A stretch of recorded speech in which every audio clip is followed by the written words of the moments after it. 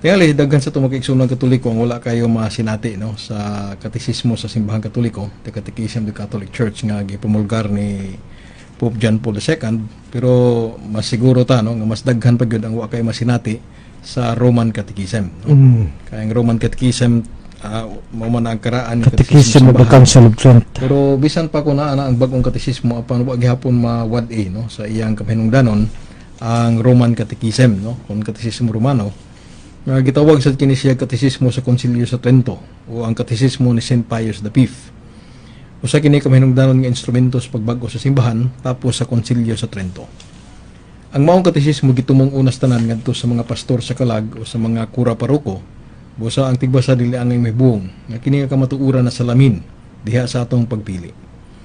Kini nga kutlo gikuha gikan sa kapitulo nga nagpahayag sa artikulo nagantos ubo sa sugo ni Poncio Pilato gilansang namatay o gilubong. So ang atong ang Roman Catechism gi subay ka na siya no sa hanaysad sa credo sa mga apostoles o mausad ka nang gisunod sa kining atong bag-ong katekismo ang Catechism of the Catholic Church. So mo nang nining atong pagmalandong karon sa pasyon sa itong Ginoo mo kutlo ko gikan sa maong Katekismo Romano no? The Roman Catechism. Una kinahanglan nga atong ipasabot ang kaminungdanon nining artikulo no sa atong pagtuo naganto subo sa sugo ni Poncio Pilato gilansang namatay o gilubong. Unsa kaminungdanon ang kahibaw labot nining artikulo ug unsa ka mabinantayon no nga magbalantay sa makalag kinahanglan nga mopukaw diha sa mga nauna sa matuhuon sa kanunay nga pagpamalandong sa pasyon sa itong Ginoo atong makatunan gikan San Pablo sa dihang siya miingon nga wala siya laing nahibaluan gawas kang Kristo o kaniya nga gilansang. Mao ka nang mabasa nato sa 1 Corinto kapitulo 2 bersikulo 2. Sa pagpasabot ni ini nga kamatuoran sa pasyon ang labing dako nga pag-amping o pagbudlay kinahanglan himuon sa mga pare no sila nga magbalantay sa kalag nga ang matuon inagdas paghinumdum sa labing dako nga kayuhan hingpit gud nga makabig ngadto sa pagpamalandong sa kaayo gugma sa Dios nga rika nato. Kay suma sa gikutlo ni Brother Alvin kaganiha ang hinungdan nganong gitubos sa Dios ang kalibutan no. Sa Juan 3:16 kay gigugma pag-ayo sa Dios ang kalibutan busa tungod nini ang gipadangi ang bugtong anak aron ang tanan nga motuo kaniya dili malaglag dili makabaton sa kinabuhing dayon. So ang Katekismo Romano nagpahinumdum kanato nga ang tumong no sa atong pagpamalandong mao nga kini mohatod kanato ngadto sa pagkaamgo sa kaayo gugma sa Dios nga rika nato. Ang Katekismo Romano nag-agda usab kanato nga kinahanglan nga ang mga matuon kita mahibaw usab kita sa kining bahin sa kasaysayan no nga parte sa pasyon sa atong Ginoo.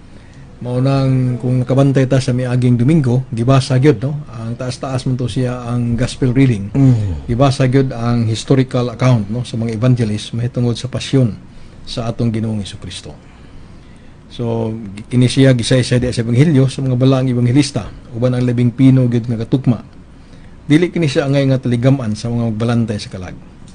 Kinahanglan nga iyang siguruhon nga ang mga matuhuon na sayod labing minos sa prinsipal nga uluhan ini nga misteryo. Kadtong mas kinahanglanon gilayon diha sa pagkonfirmar sa kamatuoran sa atong pagtuo.